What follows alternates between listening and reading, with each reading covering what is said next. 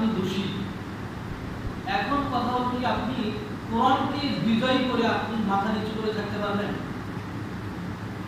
ভিতরে দুইটা জিনিসের ভয়ানক রূপ ধারণ করছে। একটা হলো মাদক, নেশাবাড়ি। আমাদের সন্তানদেরকে নেশাবাড়ি, নেশা দ্রব্য, গাঁজা, হিরোইন, মদ, ব্রেন্ডি, ইয়াবা, চুয়ানি, ফেন্সিডিল, নানান ধরনের নেশা দ্রব্য আমাদের সন্তানদেরকে ধ্বংস করতেছে। আজকে যদি আমি এই কথা বলি, আপনি মেনে নিতে পারবেন। আপনি যদি নিজেও নেশা পান করেন, আপনি বলবেন এই কথা কোরআনে আছে, কিন্তু আগামী দিনে যদি এই কথা বলি, আপনি আমার গলা ছিপে ধরবেন, বলবেন মিয়া কোরআনে আছে কিন্তু কোরআনের কথা বলতে পারবেন না। কিন্তু আজকে বলতে পারবেন, আপনি আজকে মেনে নিতে পারবেন। আরেকটি জিনিস হইল, ব্যাপক হারে চলতেছে সুদ। আলোচনার বিষয়বস্তু বলে দিলাম, আজকে 15 মিনিট আলোচনা চলবে। এখন থেকে নিয়ে 15 মিনিট আলোচনার বিষয়বস্তু সুদকে নিয়ে সামনে নিয়ে আমি কথা বলব। কোন ব্যক্তিকে আমি ব্যক্তিগতভাবে চিনি না, কোন ব্যক্তি সুদ খান না খান, কি সুদি কারবারের সাথে জড়িত আমি কিন্তু জানি না। এই জন্য আপনারা আবার কেউ মাইন্ড করিয়েন না যে আমাকেই উদ্দেশ্য করে বলবো, এটা কখনো না। আল্লাহ মাফ করুন, যদি আমি কাউকে উদ্দেশ্য করে বলি আমার কবিরা গুনাহ হবে, আমার গুনাহ হবে, কাউকে আমি উদ্দেশ্য করে বলি। ব্যাপক হারে যেহেতু চলতেছে, আমাদের সংশোধনের জন্য এই কথাটা আমি বলতেছি। আল্লাহ পাক রব্বুল আলামিন কোরআন কারীমের মধ্যে বলেন, ওয়া আহাল্লাল্লাহু বাইআ ওয়া হারামা রিবা। আলোচনার বিষয়বস্তু এই আয়াতটি সামনে নিয়ে আল্লাহ তাআলা সুদকে হারাম করেছেন, ব্যবসাকে হালাল করেছেন।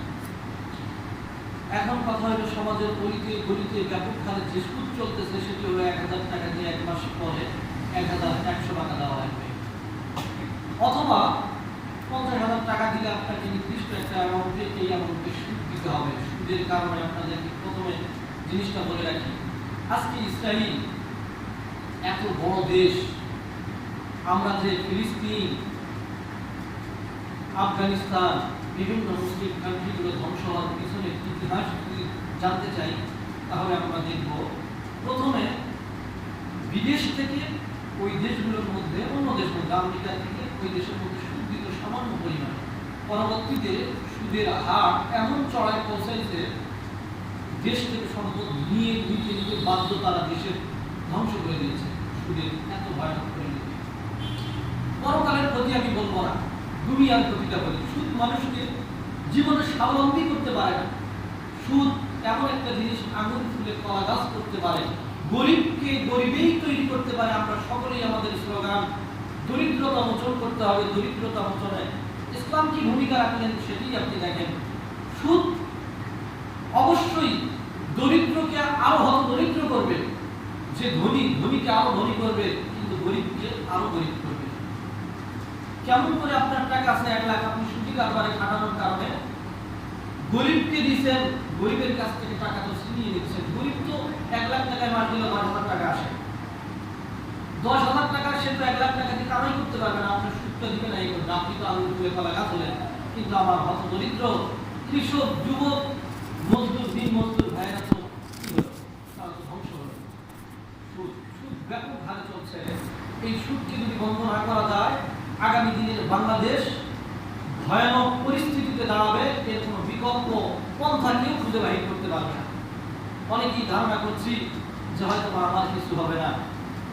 মিয়া, একটা কথা ভালোভাবে মনে করে রাখবেন, যখন আপনার এক ভাই মরবে, আরেক ভাই মরবে, আরেক ভাই মরবে, আপনি একাই জীবিত থাকবেন, আপনার দিন মনে করবেন ঘনিয়ে আসছে, আপনার মরার সময় চলে আসছে।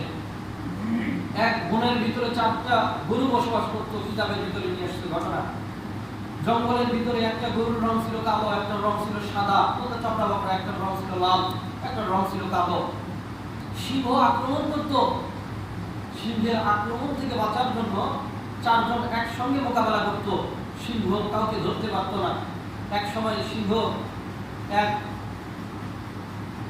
গরুকে, গাভীকে ডাক দিয়ে বলে, এই গাভী, তোমরা তো বোকা, আমি কি জন্য আক্রমণ করি জানো?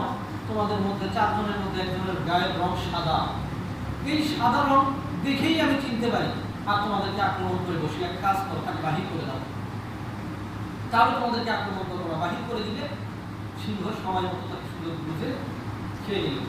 কিছুদিন পরে 3 জনের উপর আক্রমণ। 2 জনকে ডাক দিয়ে বলে, আরেকটা যে কালো আছে, এই কালোকে দেখেই তো আমার সহ্য হয় না, এর কেমন শরীরে গোস্ত দেখো না, তাকে বাহির করে দাও। বাহির করে দেওয়ার পরে কাউকে যখন হত্যা করে ফেললো সিংহ, দুইজনের উপর আক্রমণ করলে দুইজনেই এবার বুঝতে পারলো বাঁচার তো কোনো ধরনের বুদ্ধি নেই, একটাকে ধরছে আর একটা কোনো মতো যান বাঁচানোর জন্য ছুটে পালাইছে। এবার বলতেছে তোমাকে তো আমি মারবো, বলতেছে আমি তো আজকে মরিনি, আগেই করছি। এটিও শেষ করে দিয়ে চতুর্থ নম্বরটাকে যখন ধরবে, এমন মুহূর্তে ধরছে খালের মধ্যে পড়ছে, বলতেছে এই বেটা বোকা, তোমাকে তো এখন আমি হত্যা করবো। বলতেছে তুমি তো আমাকে আজ হত্যা করো নাই, আজ থেকে 1 মাস পূর্বে যখন আমরা প্রথম সাথীটাকে বাহির করে দিয়েছিলাম, প্রথম নিজের ভাইয়ের ক্ষতি করেছিলাম, সেদিনই আমাকে হত্যা করছো। আজ তো আমার দেহের মরণ হলে আত্মার মরণ আজ থেকে 1 মাস পূর্বে হয়েছিল। নিজের ভাইয়ের ক্ষতি করেছিলাম যেদিন, সেদিন থেকেই আমার মরণ ঘনিয়ে আসছে। আমি বুঝতে পেরেছিলাম আজ আমার হয়তো তুমি আমাকে হত্যা করতেছো, খেয়ে ফেলতেছো, কিন্তু সত্যিকারে তাকে বাহির করে দেওয়ার পরেই আমার মরণ এসেছিল। পেয়ারে হাজিরি, কথাগুলো বলতেছিলাম, আজকে আমার এক ভাইয়ের রক্ত চোষা টাকা আমি আত্মসাৎ করতেছি, হারাম টাকা হালাল হিসেবে চালিয়ে দিচ্ছি। অথচ কোরআন হাকিমের ভিতরে আল্লাহ বলেন সুদখোর এমন, নবীজি হাদিসের ভিতরে বলেন লানা রাসূলুল্লাহ সাল্লাল্লাহু আলাইহি ওয়াসাল্লাম, অভিশাপ অভিশাপ অভিশাপ ওই ব্যক্তির উপরে যে ব্যক্তি সুদ শুধু খায় না, আকিলুর রিবা সুদখোরের উপর, অমুকিলুহু যে সুদ খায়, যে সুদ দেয়, যে সুদ লেখে, যে সুদের সাক্ষী থাকে, 4 জনের উপরেই আমার নবীর লানত। নাউজুবিল্লাহ বলেন। এত অভিশপ্ত এই জিনিস যে লিখলো, তার উপরেও নবীর লানত। আপনি সুদের কাজ করতে পারবেন না। একটা মাসালা দিয়ে দিই, সমাজে তো মাসালা দেওয়াও যায় না, তারপরেও বলে যাই জানের ভয় করে কোনো কথা বলি না। আলহামদুলিল্লাহ, জানের ভয় করে কথা বলার নিয়ত আমার নাই, বাপের টাকা দিয়ে চলার কোনো ধরনের ইচ্ছা আমার নাই। নিজে ব্যক্তিগতভাবে স্বাধীনভাবে চলবো, স্বাধীন দেশে বসবাস করবো, আল্লাহর হুকুম মেনে চলবো, আল্লাহর দেওয়া জীবন নিয়ে দুনিয়াতে থাকবো। আল্লাহর গোলামি ছাড়া কোনো মানুষ, কোনো শয়তান, কোনো তাগুত, কোনো কুফরি শক্তির পরোয়া করে চলবো না, কারো রক্ত চক্ষুর পরোয়া করবো না। প্রয়োজনের খাতিরে জীবনকে বিলীন করে দেবো আল্লাহর রাস্তায়, কিন্তু আল্লাহ ব্যতীত অন্য কারো মুখাপেক্ষী হয়ে চলা যাবে না। কারো যদি ভয় করে চলেন, দুনিয়া পাবেন, পরকাল পাবেন না। যে পরকালের আশায় মসজিদে আসছেন, এই পরকাল কোনোদিন পাওয়া সম্ভব হবে না। আর যদি এক আল্লাহকে ভয় করে চলতে পারেন, তাহলে এই পরকাল আপনাদের মিলবে। দুনিয়া তো মিলবেই, পরকালও মিলবে ইনশাআল্লাহ। বলতেছিলাম, যারা সুদী কারবারের সঙ্গে আমরা জড়িত আছি, বিশেষ করে এনজিও সংস্থা, বিশেষ করে সুদী গ্রামের ভিতরে লেনদেন করতেছি, আমরা বন্ধ করে দেই। আর যদি সুদ বন্ধ যদি আমরা না করি, আগামী দিনে আমার পক্ষ থেকে আমি বলতেছি, নবাবগঞ্জের একজন সন্তান হিসেবে আমি আমার পক্ষ থেকে আমি আমার জিম্মাদারি পালন করার জন্য কোন ব্যক্তি যদি কখনো জানাজার নামাজের জন্য আমাকে ডাক দেয়, সুদখোরের জানাজা আমি পড়াবো না। স্পষ্ট, যে ব্যক্তি সুদী কারবার করবে তার জানাজা আমার দ্বারা হবে না। কোনো আমি পরিষ্কার, আমার মাধ্যমে যে সমস্ত আলেম হবে আমি বলে দেবো তাদের জানাজা হবে না। সুদখোরের বাড়িতে কোনো দাওয়াত খাওয়া হবে না। পরিষ্কার, যারা ঘুষ খায়, মানুষের টাকা ছিনিয়ে নেয়, তাদের বাড়িতে দাওয়াত, তাদের জানাজা, তাদের কবরস্থ কোনো আলেম দ্বারা হবে না। সাধারণ কোনো মোল্লা মৌলবী দিয়ে আপনারা পড়াবেন, কোনো আপত্তি নেই। কারণ আপনি আমার আরেক যুবক ভাইয়ের কলিজার ছেঁড়া, শরীরের রক্ত, ঘাম করা, পানি করা টাকা আপনি ছিনিয়ে অবৈধভাবে আত্মসাৎ করবেন, আর এক মুসলমান ভাই হয়ে আমরা চুপ করে দাঁড়িয়ে থাকবো। এটা ঈমানের খেলাফ, এটা আমাদের ঈমান বলে না। আমাদের ঈমান, আমাদের এক মুসলমান ভাই থাকবে, মুসলমান ভাইয়ের সহযোগিতা না করতে পারলে মুসলমানের ভাইয়ের আমরা ক্ষতি করতে পারি না। প্রয়োজনের খাতিরে মুসলমান ভাইয়ের আমরা সহযোগিতা করব, কিন্তু ক্ষতি করতে পারবো না। আমরা আজকাল কি হয়েছে, যদি সহযোগিতা করি না ক্ষতির একটা চান্স খুঁজে, কিভাবে একটা সুযোগ পাওয়া যায়। বিপদে বড় বাগানটা তো বিক্রি করবেই। সবাই তো 1 লাখ টাকা বলে, আমি তখন 50,000 বলবো। নগদ টাকা তো আমার কাছে, অন্য কেউ তো নগদ দিয়ে কিনতে পারবে না, তাকে 6 মাস টাইম দিতে লাগবে। আমি তো নগদে ক্যাশ দিব, কিন্তু 50,000 করে নিব। মুসলমান ভাইয়ের ক্ষতি করার চিন্তা চেতনা করতেছেন, এ হবে না। পরিষ্কার আল্লাহ তাআলা বলেন কোরআন হাকিমের ভিতরে, যে ব্যক্তি সুদ খাবে সে পরিষ্কার আল্লাহ এবং আল্লাহর রাসূলের সাথে যুদ্ধ ঘোষণা করলো। আর যে আল্লাহ এবং আল্লাহর রাসূলের সাথে যুদ্ধ ঘোষণা করলো, যে আমার স্রষ্টার সাথে যুদ্ধ ঘোষণা করলো, যে আমার মুনিব, আমার মালিক, আমার পয়গম্বরের সাথে যুদ্ধ ঘোষণা করলো, যে আমার খোদা, যে আমার প্রভু, যে আমার স্রষ্টা, যে আমার মৃত্যুদাতা, যে আমার রিজিক দাতা, যিনি আমার পালনকর্তা, পোশাকদাতা, জীবন চলতি পথে যার অবদান প্রত্যেক শ্বাসে শ্বাসে, তার বিরুদ্ধে যুদ্ধ ঘোষণা করে দিল, আর তার উম্মত হয়ে, তার বান্দা হয়ে, তার একজন গোলাম হয়ে আমি তার শত্রুর পক্ষ নিয়ে কথা বলবো, এটি আমার মানায় না। নিজের বাপের সঙ্গে কেউ যদি যুদ্ধ ঘোষণা করে, আপনি পুত্র হয়ে কি করবেন? তার পক্ষ নেবেন না, তার বিপক্ষে দাঁড়াবেন, অবশ্যই তার বিপক্ষে দাঁড়াবেন। আর যদি আপনার স্রষ্টার বিরুদ্ধে যুদ্ধ ঘোষণা করে, আপনি গোলাম হয়ে, আপনি দাস হয়ে, আপনি বান্দা হয়ে প্রভুর পক্ষে থাকবেন, আল্লাহর পক্ষে থাকবেন, আল্লাহর আইনের পক্ষে থাকবেন। শয়তানের আইনের পক্ষে যদি থাকেন, তাহলে নিঃসন্দেহে যে প্রভু দুনিয়াতে আপনাকে জান দিল, মাল দিল, 1 টাকার মালিক ছিলেন না, সে 0 টাকা থেকে আজকে কোটি কোটি টাকার অর্থে আপনাকে নিয়ে আসলো, সেই প্রভুর পরবর্তীতে ইলাইহি তুরজাউন রুজু হবেন, যখন চলে যাবেন সেদিন সেই প্রভু কঠিন আপনার হিসাব নিবে, বিচার করবে। চূড়ান্ত ফয়সালা দুনিয়াতে যদি নাও হয়, পরকালে জাহান্নামের মাধ্যমে চূড়ান্ত ফয়সালা আপনার হবে। এজন্য সাবধান, সুদি কারবার করবেন না।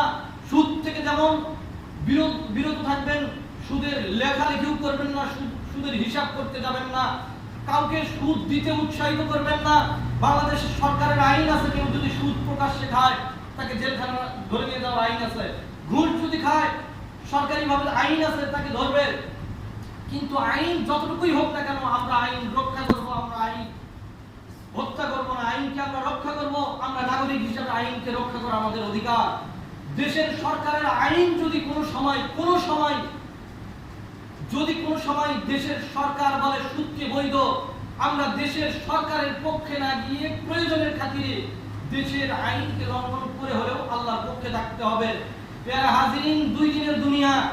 এই যে রাস্তা দিয়ে চলতেছি, যাইতেই খবর পাইতে পারেন যে ইমাম সাহেব এখান থেকে নামাজ পড়ে চলে গেল, সে নাই, সে রোড অ্যাক্সিডেন্টে মারা গেছে, হাসপাতালে হয়তো বা কেউ দেখতে যেতে পারেন। তবে কথা হলো 2 দিনের দুনিয়া। আমার যেখানে ভরসা নাই, আপনার যেখানে ভরসা নাই, এই দুনিয়ার মহে পড়ে কেন আপনারা অবৈধভাবে টাকা ইনকাম করবেন? আর আমার গরিব দুঃখী ভাইদের রক্ত চোষার টাকা নিয়ে, তাদের বুকের উপরে পা দিয়ে আপনারা কিভাবে আপনাদের বিল্ডিং খাড়া করতে পারেন, আপনাদের রাজপ্রাসাদ খাড়া করতে পারেন, অথচ আমার পায়ের নিচে আমার একজন যুবক ভাই, আমার একজন শ্রমিক ভাই, আমার একজন রিক্সা চালক ভাই, হতদরিদ্র ভাই আমার পায়ের নিচে পড়ে আছে। তাকে সাহায্য না করে আমরা কেন সুদি কারবার করব? সুদি কারবার কখনো করা যায় না, সুদি কারবার হালাল হতে পারে না। যে ব্যক্তি সুদি কারবার করবে, নবী সাল্লাল্লাহু আলাইহি ওয়াসাল্লাম বলেন, মেরাজের রাতে আমি গেলাম, যাওয়ার পরে দেখতেছি অনেক মানুষের পেটগুলো অনেক বড়, আগুন জ্বলতেছে পেটের মধ্যে। জিবরাইল আলাইহিস সালাতু ওয়াস সালামকে জিজ্ঞাসা করা হলো যে, হে আল্লাহর ফেরেশতা, এই লোকগুলোর পেটের ভিতরে আগুন জ্বলতেছে কারণ কি? বলতেছে, পয়গম্বর, তারা দুনিয়াতে সুদি কারবার করত, যার কারণে মরণের পরে এই যে অবৈধভাবে আত্মসাৎ করার কারণে পেটের মধ্যে আগুন জ্বলতেছে। আপনি একটু ভাবেন না কেন ভাই? আপনি একটু ভাবেন, 5 তলা বিল্ডিং এর আমি বানাইলাম, আমার জীবন মনে করেন আজকে 25 বছর প্রায় চলতেছে, 23-24 বছর মনে করেন, 25 বছর ধরেন আমি এখন থেকে একটা বাড়ি বানাইতে ধরলাম 5 তলা, 50 বছরে যা বাড়িটা সমাপ্ত ঘটলো, আমার জীবনের সমাপ্তি ঘটে গেল। তাহলে এখন কথা হলো, সুদি, মারামারি, ডাঙাডাঙি, খুনাখুনি, হায়দার সব করে টাকা জমা করে একটা 5 তলা বিল্ডিং করলাম, বাড়িও নির্মাণ শেষ, আমারও আয়ু শেষ। এখন বাড়িতে নিয়ে কি হবে আপনি আমাকে বুঝান।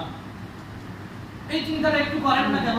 হাত্তা যুতুমুল মাকাবির, কবর তোমার আখের ঠিকানা, শেষ ঠিকানা। ইহা হাম সব মুসাফির, কবর আখের ঠিকানা। কুই আগে রওয়ানা হয়, কুই পিছে রওয়ানা। কেউ বা আগে যাচ্ছে, কেউ বা পরে যাচ্ছে, চূড়ান্ত ঠিকানা তো আমাদের কবর।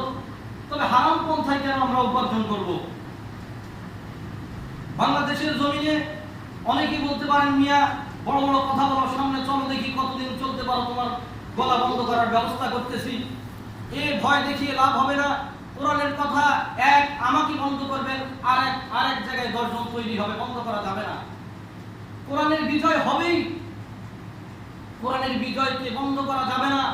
এই দেশের মাটিতে যদি ইহুদিরা কথা বলতে পারে, এদেশের মাটিতে যদি বৌদ্ধরা কথা বলতে পারে, এদেশের মাটিতে যদি খ্রিস্টানরা কথা বলতে পারে, এদেশের মাটিতে যদি সরকার সরকারের শয়তান বাহিনী পর্যন্ত কথা বলতে পারে, ভালো লোকেরা কথা বলুক, আপত্তি নাই। যে বর্তমান সমাজে অপকর্ম করতেছে চোখের সামনে দেখতেছি, একে তো আর আমি ভালো বলতে পারি না। একজন মদ খাইতেছে, আপনি যদি বলেন না পানি খাইতেছে, দেখার পরেও আপনি মুনাফেক, আপনার ঈমান চলে গেছে। আলেম আমার কাছ থেকে ফতোয়া নিয়ে আসেন।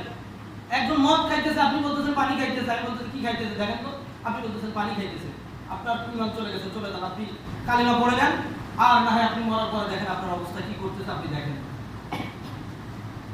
সমস্ত শয়তান বাহিনী যদি কথা বলতে পারে, ইহুদি খ্রিস্টান বৌদ্ধ নাসারার যদি জবান বন্ধ না করা যায়, তাহলে আমি মুসলমান, আমি আল্লাহর গোলাম, আল্লাহর কথা বলবোই, আমি নবীর হাদিস অনুযায়ী কথা বলবোই, আমার কণ্ঠ রুদ্ধ করার মতো কারো শক্তি থাকবে না ইনশাআল্লাহ। প্রয়োজনের খাতিরে দুনিয়ার 5 দিনের 10 দিনের 10 বছরের 20 বছরের মায়া ত্যাগ করে প্রয়োজনের খাতিরে ফাঁসির কাস্টডিতে ঝুলতে রাজি, কিন্তু হক কথা থেকে বিরত থাকতে আমি রাজি না। সুদ যারা খাবেন পরিষ্কার কথায়, আগামী দিনে এ অঞ্চলে যাই হোক না কেন, যদি কোনো সময় আমার কাছে এ পর্যন্ত আসে যে হুজুর আপনি জানাজা নামাজটা পড়ায় দিয়ে যান, আর যদি শুনি এ ব্যক্তি সুদ প্রকাশ্যে খাইতো, তার জানাজার নামাজ আমি পড়াবো না, আমার যারা থাকবে অনুসারী, আমার অনুসারী তারাও কোনোদিন পড়াবে না। প্রকাশ্যে যে ব্যক্তি সুদ খাবে, গরিব অসহায় ব্যক্তি জীবনের টানে, জীবন বাঁচার তাগিদে সুদ নিতে বাধ্য হয়েছে, তার অপরাধ না, কিন্তু আপনি সুদ দিয়েছেন, আপনার অপরাধ। সুদ দেওয়া যাবে না। যাই হোক, অল্প সময়ের ভিতরে এলোমেলো যে কথাগুলো বললাম সুদ বিষয়ে, আল্লাহ পাক রব্বুল আলামিন একটাও মন বরাবর বলিলেন, সব কথাই আপনি বুঝতে পারছেন, দিলের কান দিয়ে শোনেন, দিলকে বলেন যে কথাটা বানাই বললো নাকি, দুইটা কথা বানাই বললো নাকি, আপনি নিজেই বলেন। যদি বানাই বলি মনে করেন, আপনি আমাকে এসে জিজ্ঞাসা করেন ভাই এই কথাটা তো আপনি বানাই বললেন। আর যদি বলেন না সবগুলাই ঠিক করছেন, তাহলে আপনি কালকের আশা করিয়েন না, কালকের আশা করিয়েন না যে এই বছরটা সুবিধা টাকা তো ছাড়ছি অনেকগুলা, ব্যাংকে তো অনেকগুলো টাকা রাখছি সুদের আশায়, আর 2-1 বছর যাক, এরপরে মোটামুটি হবে গাড়ি ছাড়ে দিব, মেয়ের বিয়ে হবে, এরপরে সব ভালো লাগবে, এই আশা করিয়েন না। আপনাদের এই এলাকার সন্তান হিসাবে আমি এই কথাটা বললাম, এতগুলো কথা বললাম ইমানের দায়িত্ব হিসাবে, আর এই কথাটা বলতেছি আপনাদের সন্তান হিসাবে, আপনাদের গ্রাম, আমার বাড়ি কিন্তু বেশি দূর নয়, পাশে, সন্তান হিসাবে এই কথা বলি। হে আমার যুবক ভাইয়েরা, হে আমার চাচারা, হে আমার দাদারা, আপনারা যারা যারা এই সুদি কারবারের সঙ্গে জড়িত আছেন, যারা সুদি ব্যাংকের সঙ্গে জড়িত আছেন, যারা বিভিন্ন এনজিও সংস্থার ভিতরে জড়িত আছেন, আপনারা আপনাদের এনজিও সংস্থা সুদি কারবার হারাম উপার্জন থেকে আপনারা বিরত থাকেন। জীবন 6টা দিন আছে, 6টা দিন আপনারা হালাল ভাবে উপার্জন করে দুনিয়া থেকে চলে যাওয়ার চেষ্টা করেন, আল্লাহর কাছে তওবা করেন, জীবনে যা করছেন আল্লাহ মাফ করে দিতে পারেন, কিন্তু সামনের থেকে প্রতিজ্ঞা করেন, জীবন যাবে, সামনে শুকরের গোশত থাকবে, জীবন যাবে, কোটি কোটি টাকা হারাম থাকবে, জীবন যাবে, 10 তলা বাড়ি দেখবো, ভাঙা বাড়িতে থাকবো, 10 তলা বাড়ি নিব না, জীবন যাবে, ছেলেমেয়েরা খিদার কারণে শুধু ছটপট করবে, কিন্তু হারাম উপার্জন থেকে ছেলে মেয়েকে খাওয়াবো না। এইরকম নিয়ত যদি করতে পারেন, আগামী দিনের আপনি যে স্বপ্ন দেখছেন মরার পরে জান্নাত, সে জান্নাত আপনার জন্য